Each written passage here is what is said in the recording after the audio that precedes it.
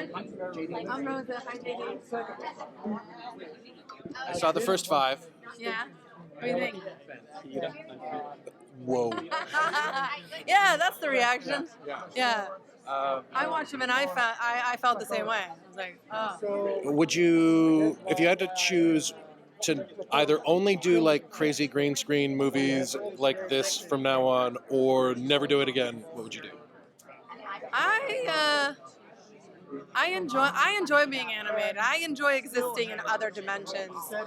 I think it's fun to stretch the boundaries of what's capable in storytelling. And when you're animated in this way, or in the ways of Alita, if you do performance capture, you're able to do so much more, and you're able to leave all this behind. You don't need to be bothered with trivial stuff, you know. You get to exist purely in the story and in the character. You're not worried about anything else. So I love it. I'm such a geek for the process. So anytime we can manipulate the process in order to give birth to new ways of storytelling, I'm so in.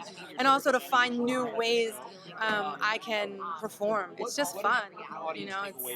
It's innovative. Every time I do one of these projects, it's like a whole new innovative approach to storytelling, and I love it. So I'd do this.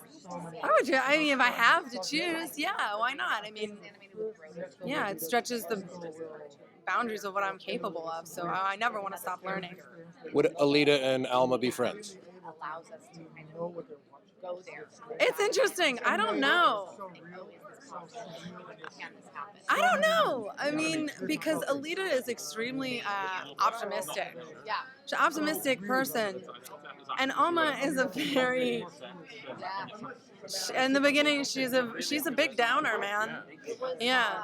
But I think the more Alma becomes aware of her capabilities, if indeed that's what it is, yeah, I think they could team up for a super best friend gang. Why not? Yeah. Because there's like a whole thing of it's either like a Jacob's Ladder situation or like she can time travel. Yeah. You're like, is she schizophrenic or is she a chosen one? It can go either way. And depending what culture you're a part of, you think about that differently, right? Like Eastern philosophy approaches this sort of mental illness from another angle, and Western cultures approach it from an angle I don't particularly agree with, but yeah, I think she's a chosen one. Why not? I was gonna ask, like, are you team like she's secretly dying and this is all just like a crazy DMT fever dream, or like, or is she actually got the power and you're on Team Power? I'm on Team Magic. Yeah, I want to believe that there's something more. I do. But again, it's the ambiguity, the question is at the very forefront of the show. And I'm asking the same questions that the viewers are asking. I mean, I've been privy to read scripts, but that question is what keeps the ball rolling, and we don't shy away from it. And it could be both. It could be both. And then she also gets kind of gaslit with the relationship, with him moving the pictures and the sofa. Like, how do you deal with gaslighting in your own life? Oh my God. You maybe just call my mom and you can ask her. But she'll probably blame it all on me.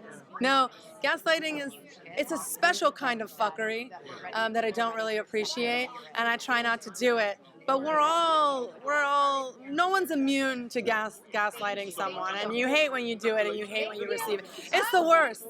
It's the worst kind, but it's interesting. In the show, I was, you know, when you're going through it, you're like, okay, is Alma, is she, you know, so she's mad at him. And then we, spoiler alert, we sort of go in depth into Sam's story, and we sort of get a better understanding of where he comes from his childhood, right? And you see a lot of abandonment there. You see a lot of like otherness there, and I think that's the thing that's the glue that binds them. It even calls back to like when your mom says like, "Oh, you're we don't really talk about the Indian fact, and then Yeah, he's we Indian. deny this part of ourselves, and we're other, and we're weird, and she's deaf, and he is you know, The speech Indian, and impediment. yes, he has a speech impediment, an accent, and he lives in a country that is unfamiliar and foreign to him, and he's other, and I think that brings them together. So when he does all of these things, you know, when she's in the hospital and she's lost her memory, and he moves all of the things back in, I think it's not born out of a malicious place. It's born out of a desperation to hold on. He's trying to undo it, which Right. yeah,